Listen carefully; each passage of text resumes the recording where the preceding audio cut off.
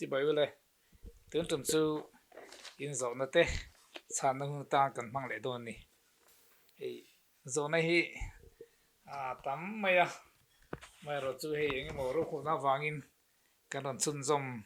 le lok thei lova mai ro chu kan thiang in tu na hen kan chun zom le nga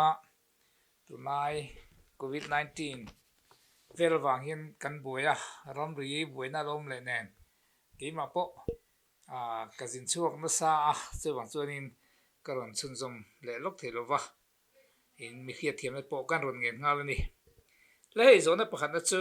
Zawhna lar tak ania nau pai Laia coconut tui in tam hian nau an pian hian an fai du big an tia hei hi dikem tia ni ne coconut tui hi a tha hei vitamin te electrolyte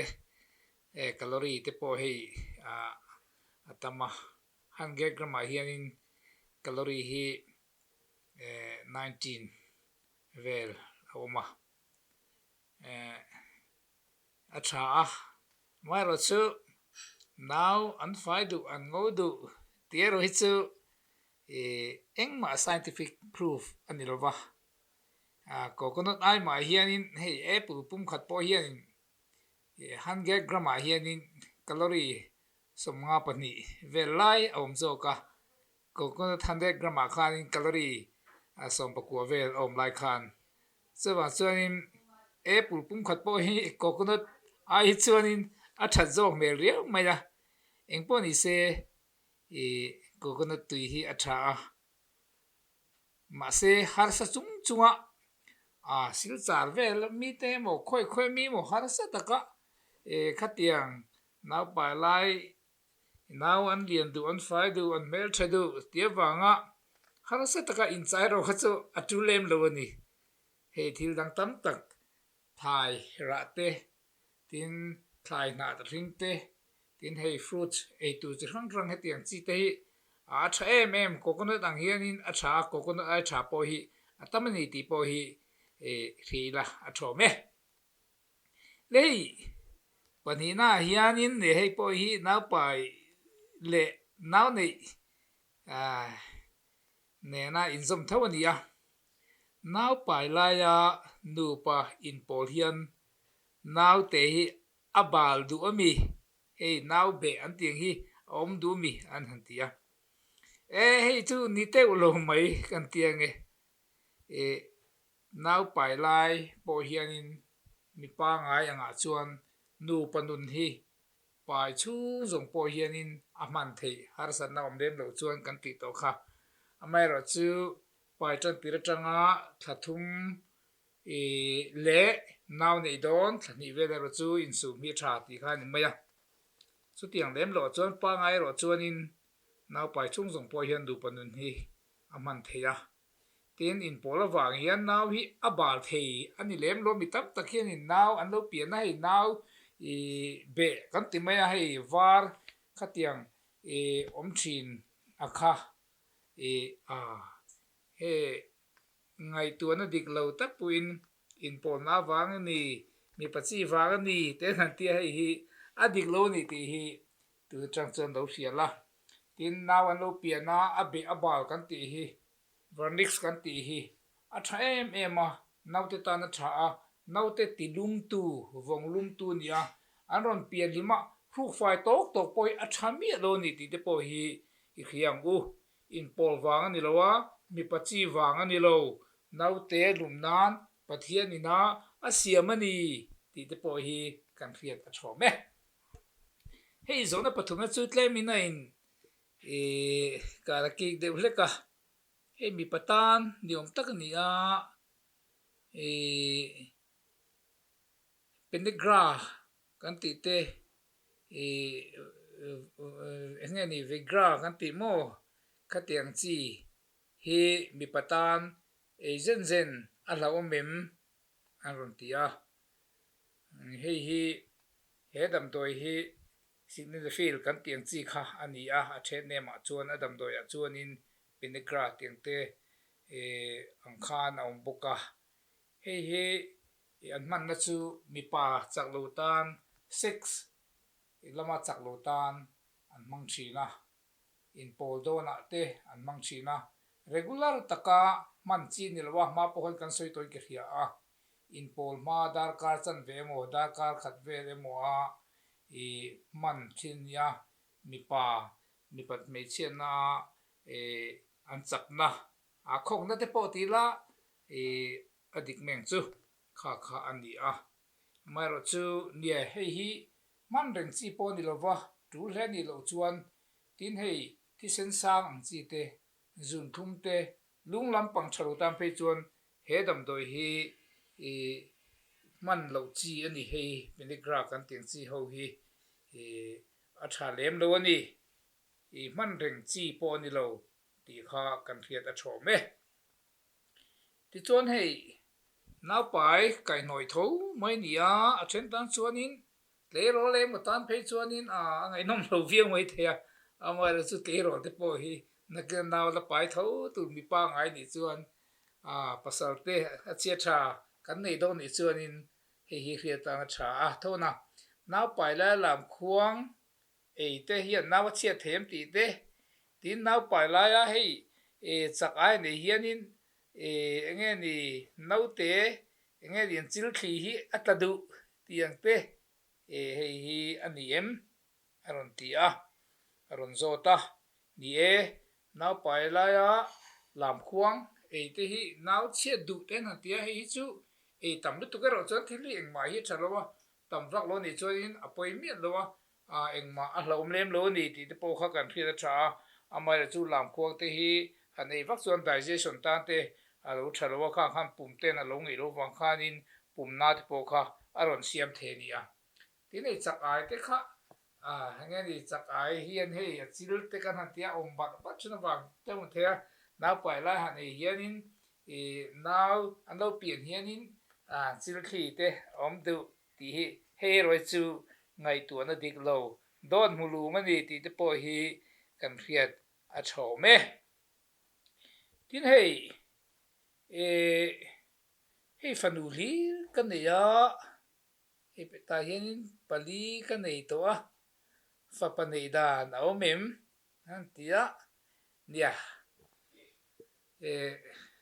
vai ho hian chuanin fa pa hi an du thina fanu azona pani te pathum te han nei phei chuanin an thin rim ngoi ani mizowai ro chuanin apiang hi atha pathian ro te dik kan ti thei zela mai ro chu azona fa fanu pani pathum te kan nei chuanin ne fa pa te po hi mitam takin an o thina en pon di se fanu li pathum pali kan nei to fa pa nei dan om han ti chu mi pa le mei che chi a hi mi pa chi a hian oma mei chi awang ni lo ti kan thiat apoi mo a mi pa chi a hianin mei che chi le mi pa chi oma mei chi kha chu a chi kha ni top mai a mo an phur lem lo ni chuan chuanin mi pa ten fanu li an du pui ten an han thin saka emo fa pa li an han thin sak te hianin enge ni nu pui te khan dem thina fa pa po hring thei lei lo fa nu po hring thei lei lo an an ti leng wat thina kha adik lo khrim wa mi pa kha apasara kha amo phur tu ni ti hi lo in thia se atha in arinama eng po ni se ni hei hi chu theory pakhat hi oma ke po hianin lekhabua om tho chu nia ka lo chiar ve thina mi pa nei don hi chuanin mi pa eng antinanin meichia nei li an nei mi pa an nei du chuanin hei meichia servel hi nge ni alkaline altur ani anan ti a khatiang khanin hei bai kan han chuan ang chi sadi bai kap tia meichia te han sil anin sila thani thathum te anan nin sila an ser an han silfai khanin engeni an vaginal flora kan ti mea an ser kha engeni alo alkaline kan ti ta hei alo alta a chu mi pachi a meichia chi lawm khanin an tur thei lova chuwa chuanin an dam rei lova meiche ser chunga khan emo chunga mo khanin ti chuanin khatiang ang alkaline kha mi pachi a ami pa khanin an du a chuwa chun an dam rei a an te ni an thadua chuwa chun khatiang kha in silfo khanin mi pa nei du te ni tak tak poni mai theya tin meiche nei du tang chuanin engeni acidic anti a hei vinegar kanti angchi te hianin tuipola hanin silkhanin alo thuta a kha meichia mi pachia meichia khanin andam rei phata a khatianga in sil khan naw pai ma thali thathum te lo in sil khanin meichia thing do ni I theory te po hi a omani hi tak nge tak lo chu proof na om chia lem lova ni thei po ni a eng po ni se pathian thu ni a mi pa le mei chia hi kan thu om lo te ro chu kan riat apoi mo me tun laia scientific tak ero hi chuanin IVF kan tianga te chuanin le ne thil ti thei dan te po om nga chung ero chu soitam lem loila a tha nge Zawhna pakhat le chu hei ne za thak lem lova tiang hi mitam tak pon an zo thina period laia in pol hi an la omem apoyem ti ni ne period laia in pol hi a la om lova ten a thalo nei mem po om lem lo amai ro chu ne period lai in pol ro chu hei lo bol lo a tin lo rim che theira inthlahrung te po kham thei ni amai ro chu thil lo mem chu ani lo ni ti te po kha lo hriela lo thei lo ni chuanin cd te po kha man thei mai ya pe che tang khanin lo om nei mem kha a om lem lo ni ti te po kha lo hriela a tho me le hei Zawhna hunung ber lo ti to mai la hei Zawhna hi atama mai ro chu voi le khata Zawhna han chhan vaka hi anin om na chin te po ma Zawhna to ber he chu a chiar po hi a hre om ang ringa amai ro chu za morunga khan lo la loila a thange he kanaw nei na hian kain hliam na sa hle maya aseptic po ni mai thei chu wa chuanin hei adam na po hi chu arei to a mai ro chu a hma angin kum khat aral to a hma angin nupa na in pol na hi nge ni ka konfi thei lo ka inthlahrung hle maya tin kan pa po hianin a soi chia lo na a hre oma ti deuh man chu ma ai khan ka ti a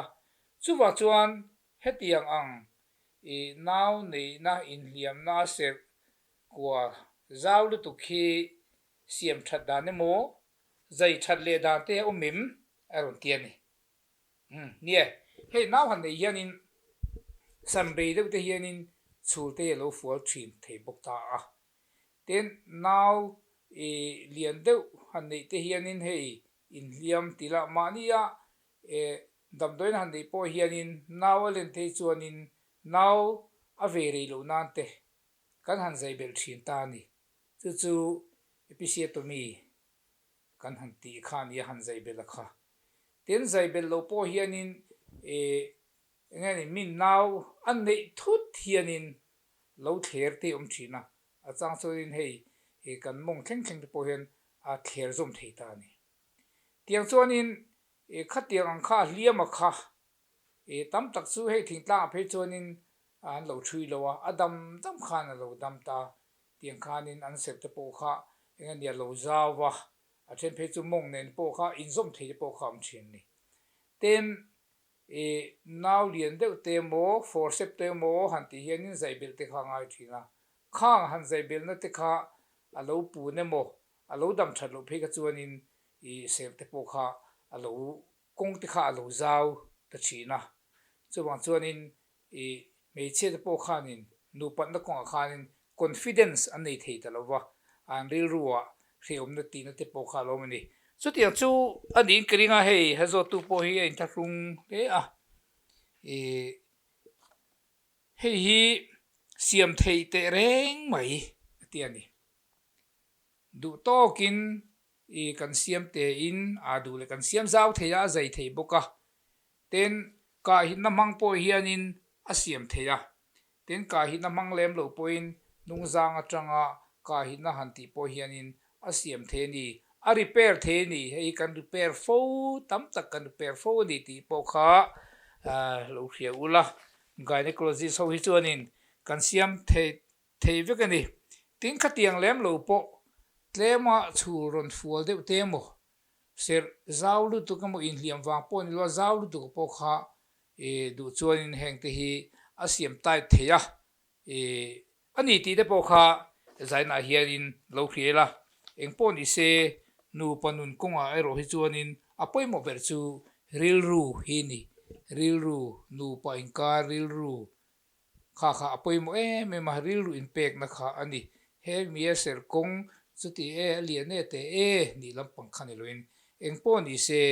khatiang khachu nakin zela po in liam na kha alo zawlu tu ka ni chuanin chhul fual te entian ril fual te khatiang te po kha hei asap tong chuan recto seal te kan tia ril te po kha ron wai tha theya tin phing te po kha aron fual tha the khang zong lo dan nan te po kha nin a repair the ni a siam tha the ni ti te po kha zanina hianin hriaila a chhange khatianga kan ni chuanin tu ma inzeb lovin za tha ka lovin doctor te gynecologist te lopan thinang che lo me